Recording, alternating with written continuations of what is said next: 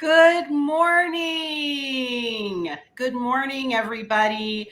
Welcome back to Punch Up Your Profits.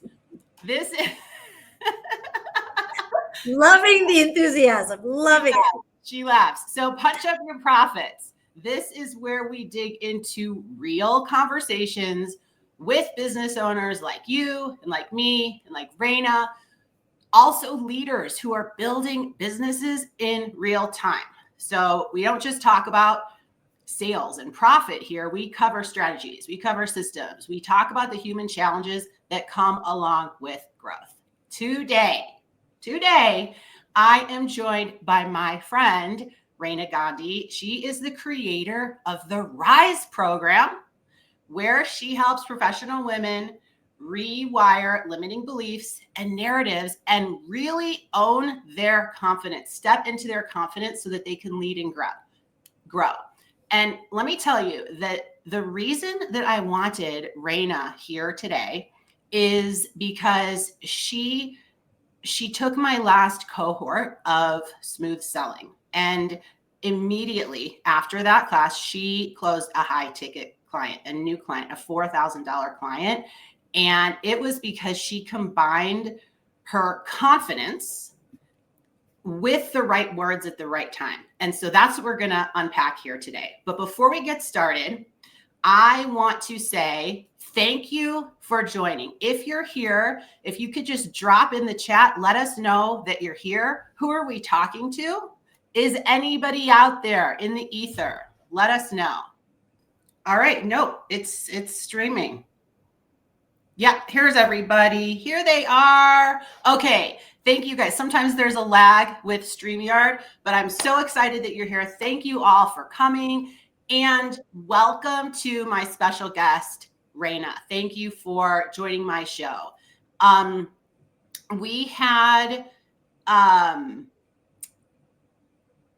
170 registrants for this topic. So obviously this is a topic that resonates with you all. So Raina, I'm going to pass the reins over to you. Tell us about your Rise program. Tell us all about who you help and what kind of transformations that you can help women step into. Take it away. Thanks, Melissa. First, thank you so much for having me. I'm so excited to talk to you today. The Rise program is really my response to what I was seeing everywhere.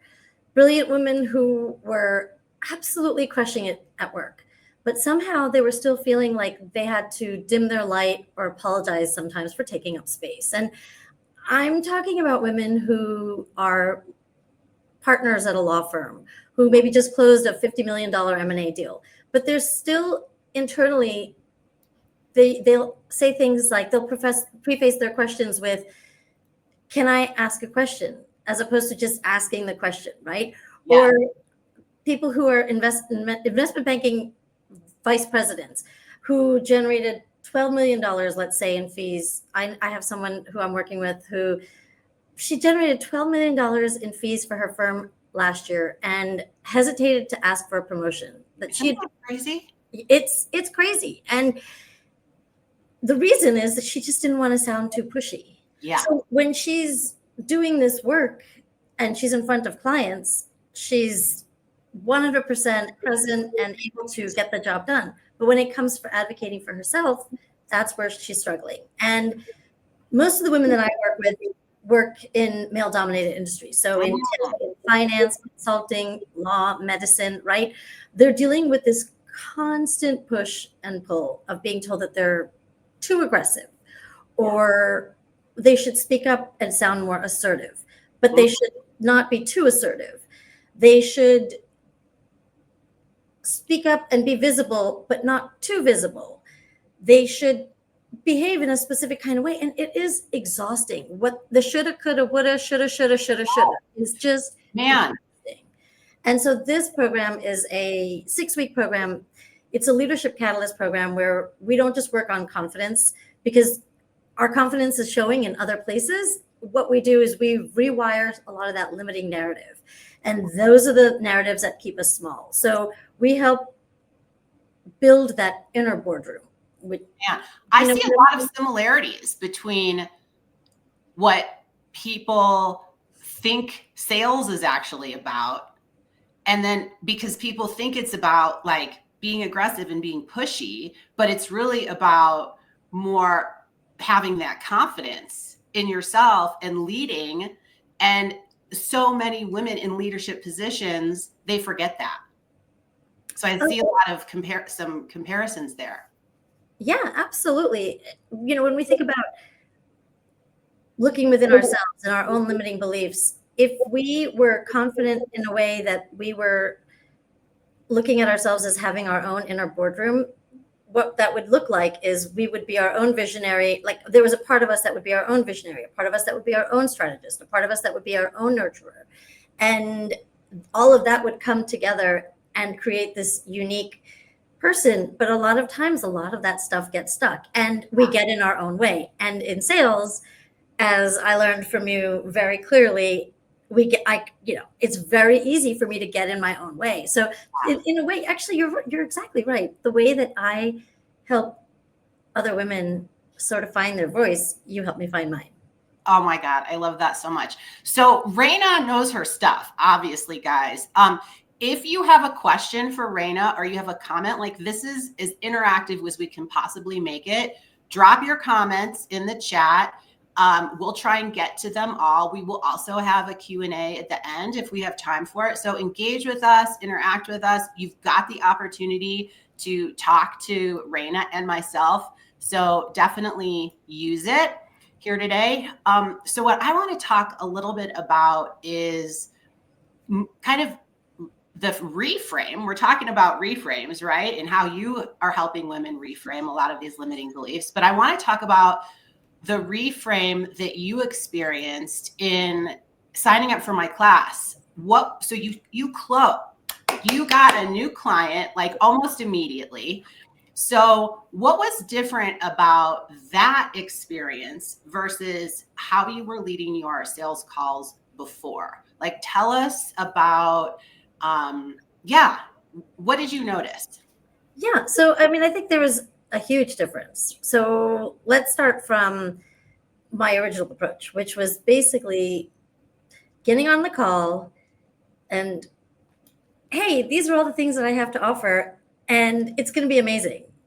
And you should really work with me because it's going to be amazing and it's going to be magical, right? Like that was sort of my mindset. Like I already know it's going to be magical. So I'll try and explain it to you how magical it's going to be and how transformative it's going to be. But I don't want to be too pushy. And I want to give you just enough information. And like there was all this other stuff going on in my head, right? So I'd get on these discovery calls and I'd spend like 45 minutes talking about their challenges and genuinely connecting with them. And then when it came to talking about working together, I talked through the programs, I talked through the outcomes, and then I'd wait for them to ask for the price, like just what like you're supposed to do. I would do all those things. I would stay quiet right after answering what the price is, only to hear that they needed to think about it, or they needed to ask their partners, or they couldn't afford it. And these are very normal responses, but I didn't have the skill set, the language, the script to really explain how this experience is so transformative, right? And so instead of thinking like, I've got a solution that I can help you with, I started to think after working with you, like, I am the solution to this exact problem. I know what to do. And I'm not going to say it like that, obviously, but then you gave me the language to be able to use it and say that and send that message across, right? You said something really interesting just now. You said, I was doing all the things that you're supposed to do. So this is especially entrepreneurs, solopreneurs, business owners, typically aren't experts in sales. If you were, then you would have gone into the business of sales like me, but you're experts and you're skilled at something else. And so you think like you've read somewhere, or you read a book sometime in the past, and you think, well, this is what I'm supposed to do. I'm supposed to talk about the features. I'm supposed to talk about the benefits. I'm supposed to, pitch myself. I was supposed to talk about all the reasons why my product or service is better than somebody else's. And so that's what you do. Yeah. But So what sales is, and this is what we talk about, is it's this like tension. You create this tension where you are helping the prospect understand what it is that they feel emotionally lacking or connected to. And you're pulling that, you're creating a tension during that conversation. And then you create that release. And that release is like, oh, me, I'm the solution. And that's stuff that's not typically what's taught in sales, or it's not what people like you and everyone who's here, who's listening, have been taught or learned, because that's not what the decades past sales training was all about. So, how did it feel being able to confidently lead this conversation this time? Well, first, I think I'm a woman, and for all the reasons that we just talked about, women feel, there are things that they feel like they're not supposed to do because it makes them too salesy, let's say in this case, right? So here I am, a woman trying not to be too salesy, pitching to women who don't invest in themselves, who don't necessarily take the steps that they need to better themselves, right? And so you've got two things. It's like my mountains and their mountains. And so really thinking about from the perspective of I'm selling what I have to offer. I'm selling me. That's very uncomfortable. And that took me a really long time to get through. But when we were working together, it's like you gave me this language that I was very comfortable with. And I am a sensitive person, and I really don't want to sound salesy. That's the worst thing that I can sound like. And so to me, the language was soft enough that I was able to use it. And it was effective enough that I was able to use it. It's not really something that I could do on my own. So when I learned it, I just got a lot more confident in my ability to deliver also, and confident in my ability to deliver long-term to my clients, but also confident in closing the sale. And that's the thing. It's like without that confidence, you're not going to feel like you can. If you go in with that, okay, if this works, this is how I used to go. If it works, great. If it doesn't work, that's okay. There'll be more, right? But that's not the mindset that you taught me. So it's interesting because confidence isn't really enough. Like, you need the language that matches the confidence, or it leaks out into the conversation, and you don't actually get the direction that you want to get, and you're not able to really show and demonstrate to this person that you can solve their problem. So I think where people get caught up is they think, oh, no, I don't want to use a script. I don't want to use somebody else's language. I don't want to feel like I'm manipulating somebody. But the right words at the right time, it's not about manipulation. It's really what you're doing is you're unlocking that moment of truth in somebody's mind. That's what you're doing. And so I think that's what changed for you is between the time that you were doing this before taking the class and the time that you were doing it after taking the class. So another thing that I wanted to talk to you about is when we spoke post Smooth Selling, you shared this very cool story about how you were able to shift your communication style depending on the person's background or culture that you were speaking to. So can you tell us a little bit about what that looks like and how that helps you build trust now that you've learned that and you were able to use it, not just learn it in the sense of like reading it, but practice it. So how you were able to now use that skill to build trust in your sales conversations? Yeah. So this particular client is a senior manager at Deloitte, and she's this brilliant woman, but she was feeling very stuck. She's been passed up for promotions twice. So she had applied in 1 year. She had talked to her boss about it. Her boss said, I'll support you. She didn't get it. Did it again, didn't get it. And so she was doubting herself, right? And it was sad because I know if you make it to senior manager, you have these skills. It's in my mind, I'm thinking, okay, what are the gaps that she's not communicating that she wants to move forward and get promoted, and asking for what she can do. Like, there are some coaching things that she can do, but then there are also some inner things that she can do and inner workings for herself, right? And so I think what was different for me this time was I went into the conversation knowing that I could definitely help her. And it wasn't like I hope that I can and I wish that I can. I knew that I could.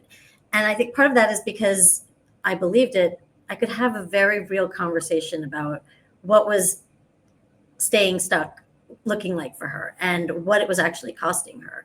And because of that, we were able to relate to each other and talk about how she's been passed up for promotion twice, and a lot of the cultural things that she's been taught. She was brought up in India and she came to the US in the last 10 or 15 years. So she's had quite a few years under her belt at Deloitte, but it's like rewiring what you've been taught from your childhood and showing up in a way that you're just not taught.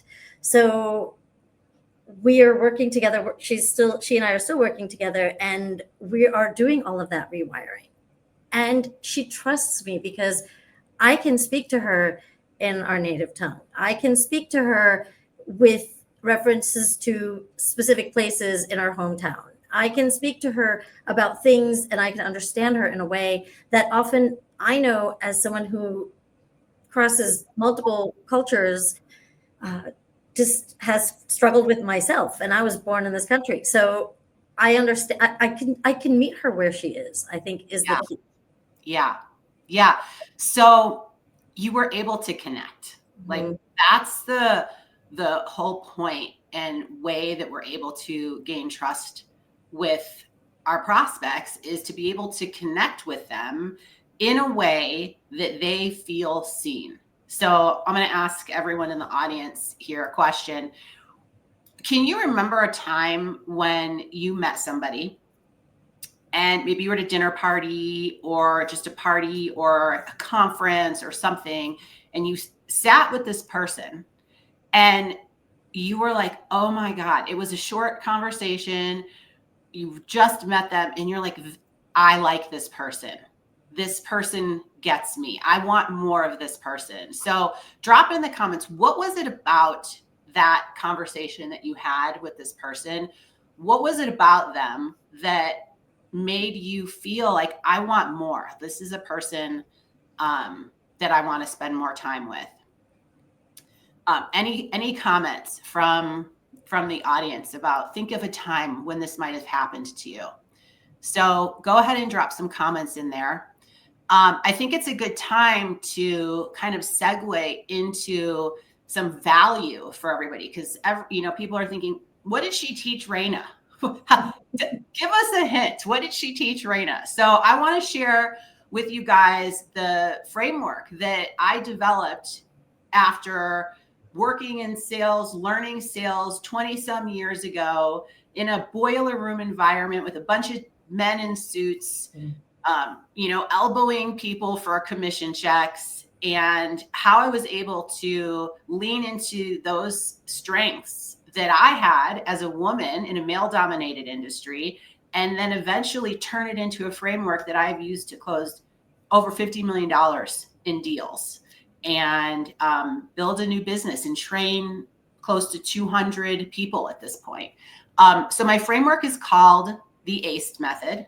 Raina now knows this. Maybe she even has a sticky note next to her monitor to remind her of how to navigate a sales conversation. So what it stands for is, the A is authority, right? You want to come in, you want that person to feel like you know more than they do. You are the person that is going to help them solve their problem.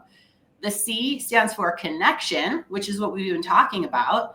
So Raina was able to relate to her prospect as a woman, navigating career advancements, having similar cultural backgrounds. She was able to make this woman feel seen by her. And when that woman felt seen by Raina, there was no option but to move forward, because Raina was the person who was going to help her. The E stands for eliciting emotion, because despite what everyone thinks, that our buying decisions are made logically, they are not made logically. They are made by our subconscious mind. They are made by emotions. And so creating that tension of pain versus pleasure, and then that release of, oh, here's what my future looks like now that I've had my problem solved. Those are emotions, and that is how we are able to really connect with our prospects and take them from that pain to pleasure, cross that transformational bridge, and get them to purchase from us. And then the D stands for disarm. So in the course of our conversations, we want to lower that sales resistance by not being pushy, by not being manipulative, by not being aggressive, but by being curious, leading this conversation by asking questions and listening, and removing the tension and those walls that our prospects feel. We're in a trust recession. Everyone is skeptical as hell right now. So it is our job to disarm that sales resistance. And so I think that that's why your conversation worked, is because you didn't just take this script and then use it verbatim and sound like a robot, right? You were using this framework, and then you were really making it your own. So, so Raina, how do you remember ACE? How are you able to use it in your conversations now? Do you use it in any other areas of your business? Yeah, so I mean, just going back to the specific client that I gained right after we finished, literally, understanding where she's coming from, and understanding that I didn't just say that I could help her, right? I demonstrated my actual expertise in the area. And so I talked about my own journey, and I have a process where my clients will see a video of me and then we'll get on the phone. So she understood part of my journey, and that may show a little bit of that authority piece, but this authority piece really resonated with me because that's where I've struggled with that's what I've struggled with before, right? I have all of these experiences, all of these credentials, but I'm not really I'm not packaging them in a way where I'm showing that I'm qualified. Instead of trying to prove that I'm qualified, I started to demonstrate that I understood what she was going through, right? So when I started sharing specific examples of other women that I've worked with who had faced similar situations, especially with this promotion challenge. This happens a lot. I work with a lot of women who are stuck because they're asking for these promotions and they're not getting them. And she leaned in immediately. So I think the authority piece is also showing her that here are some other ways that I've worked with other people. Then the disarmed piece, especially, right? I realized that my job, it's not really to convince her that she has a problem. She already knows she has a problem. So my job was to make her feel safe and to make sure that she understood how much it was actually impacting her. And she's newly married. She got married a year ago, and we talked about how it was impacting her professional life, but it was also impacting her personal life. And having an actual framework, and I think in frameworks, so this is incredibly helpful for me. It really just helped me get there a lot faster and a lot clearer. And my messaging was a much better codified, right? I was able to get where I needed to go by talking about things that I know that were relevant specifically to her, customized in that sense to her. And when you see the structure behind sort of what works, you can replicate it with confidence. So I've got this framework and I use it all the time now because I'm more comfortable with it than I was the first time, right? So you gain that comfort, but then you also get this sense of, I know what I'm talking about. And I've seen this happen. This framework has worked. It's like in our own work, when you do something and you do it multiple times, it works. So it's just been incredibly helpful that way. And yeah. I use it mostly for my sales stuff. I don't necessarily use it for a lot of other things directly, but it impacts the confidence because I know I have that authority. I know that I am the subject matter expert in this. You are. I've done the work. I've done the research. I've had the clients. I've built that. So it inevitably impacts once again that confidence piece, which you're looking at from so many different angles when you're thinking about this. Yeah. No, I think that's so true. And you didn't have to learn any new skills to become the authority. You're already the authority. You just needed to learn how to communicate that with words and also how you showed up in your presence. And so Kara asked a question or made a statement over here in the comments, and I just want to talk about it for a couple seconds. So she wrote here, when I asked, when you meet somebody and you feel seen by them, what is it that they've done, or how do you feel that that causes you, or what do you notice about that situation that causes you to feel like that? And Kara said that it's eye contact and the fact that they didn't want to just talk about themselves. And that is true if you're meeting somebody at a dinner table and you're having a conversation with them. If they are looking at you and they are asking interesting questions and clarifying questions, then you want to have a conversation with them and talk to them more. You feel seen by them. It's the same in sales. Like if you show up to a sales call and you're not making eye contact, if you're not mirroring their energy and using mirroring language, if you're not asking questions and learning about the roots of what their true pain points are, you're going to lose them.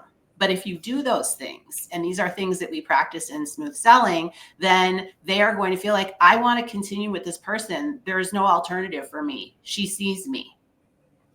Yeah, actually, and the script that you've provided in that, and we haven't talked about this, but something that really has helped me a lot is it's I don't have the money for it. I'm going to think about it. I have to ask my spouse, whatever those reasons are.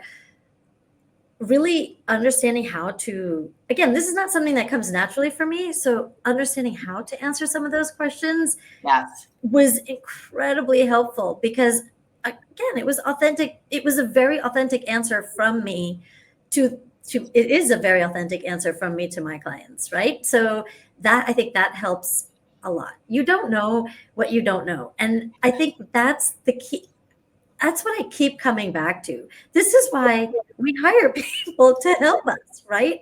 Because you don't know what you don't know. And if I do, I'm just going to stick to what I know really well. And that's my work. And I'm going to learn the skills that I need to learn, right? Whether it's posting more on LinkedIn, whether it's being better at sales, whether it's whatever it is, and getting more visibility or whatever it is that I need, I can do that. But I don't necessarily know the fastest way to get there. So I can figure it out on my own, but with all the things I have to do, that's not helpful. So I could keep wasting my time and running in circles, or I can just use something that's very helpful. So I've actually become very good at figuring out who the experts are in everything, right? That helps a lot. I think as an entrepreneur, if you haven't figured that out, like we should quote that right now. We need to find people to help us because we cannot do everything ourselves. Okay, so for the coaches, the consultants, the service providers, the business owners, the people who chimed in to listen to us today, who are confident in their craft, but they still hesitate when it comes to sales conversations. They still are freezing up. They still are like, oh God, they said the thing. They said, I'm not ready. They said, I can't afford it. What's your advice for them? Well, practice the answers, but knowing how to respond with the right answer is the way to go, right? So if you just think about the before and after, for me, when people asked, when they came to me with these reasons, I'd be like, okay. And I would sort of fumble through it. Mm-hmm. But if you know what you're supposed to say, and it is not rocket science, but it takes practice, and every situation is slightly different, but it's really not, because what you've taught is get some of those questions out of the way from the beginning, right? Like make sure that you're asking Are you able to make a decision today? Or just how quickly we get into things based on, again, I keep referring back to the script because it's like, I've said this before, but it's like gold for me. So it just, and I could add in a couple of my own sentences and things just relevant to my specific work, but Yeah. it's a script that works. So I'm not, I mean, if it works, I'm not going to change anything now. Right. Yeah. But I didn't have that before. And now I have it, and it's making all the difference. That's the thing. You have to get the right words. The right words are what you need, because I'm going to look like an idiot if I try and show up inauthentically. That's just not, Yeah. it's not going to go well for me. So you're, if the language that you're using and the language that you're learning is something that you're comfortable with, and you're able to express that in an authentic way, they see that, but you're also getting the sales messaging across. You're also saying things like, what is the cost to not work together, right? Things like that, which I wouldn't have necessarily thought of because I'm too busy doing what I love to do, which is talking about how, Yeah. getting in the crux of it. Yeah. My clients. I mean, I love what you said. And I remember role playing with you, and and you're like, well, what happens when they say this? And I was like, well, what about if you said this? You're just were like, oh my God, that feels good for me. I can do that. That feels good. And I actually think that is what maybe closed your deal. Yeah. It was that line. Something. Yeah, it was that line, because that's what she responded to the best. It was because of, she's done this, she's tried this twice. Yep. So, right. And in my brain, I was thinking of all the things that I can do to help her, to support her. But that's not, I needed her to get there on her own with all the information that I'd already provided her about the program, about me, about how we can work together. And I'd already built that trust by then. So I think in her mind, if I were to ask her, she would have said it was knowing that we can culturally relate to each other, because there are a lot of people who can't relate to her culturally. That is a big piece of it. And then understanding that, hey, I've tried this twice already on my own and it hasn't worked. And with all the layoffs and everything, she had that in the back of her mind too. She's like, I really need to get this done. So how can I set myself up for success? Right. So it makes all the difference. Yeah. Well, I'm so glad that you took this class and then serendipitously had this call with this woman who had this experience with you over the phone and now is working with you, because, man, this is going to change her life.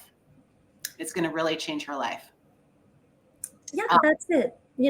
That's it, Melissa, right? That's what I want to do. That's my goal. That's why I am doing this work. And so for me, the sales piece it needs to go well, because I know what it looks like on the other side of this. Yeah. I've seen it plenty of times. So instead of trying to convince them, just being that, using ACE and making sure that they're disarmed, making sure you're showing your author, or like all of those, eliciting emotion, all of that, making sure it's not a game. It's just a conversation. Yeah. And people say, well, Melissa, isn't it your job to convince people to hire you? And I'm like, no, I don't need to convince anybody. In fact, if anything, just have a conversation with somebody and connect with somebody and learn about what their pain points are. And if I feel like I could help that person, I might influence them by speaking in a way that gets them to feel so compelled to want to fix their problem that I don't have to convince them to do anything. They are pulling themselves over the finish line because they're like, you're the person that can help me. The proof is in the pudding. I have testimonials everywhere. Like I'm a thought leader. I produce content. Like I'm out there. You can see what I do. Yeah. So I don't need to convince anybody to do anything. Yeah. I just need to have a conversation with them. And they're like, yes, sign me up. And that's the beauty of what you and I do, showing up online and being thought leaders and producing content and social selling, is we're getting some of that stuff out ahead of time, right? Because by the time somebody shows up on a call with us, they know what we're about. We don't have to pitch ourselves. It's not about us. Exactly. Yeah, it's not about us at all. So everybody who's here today, what you've heard now is really the hard proof that when you pair confidence with the right words at the right time, with a system like ACE, the sales conversations become very smooth. They become more profitable for your business.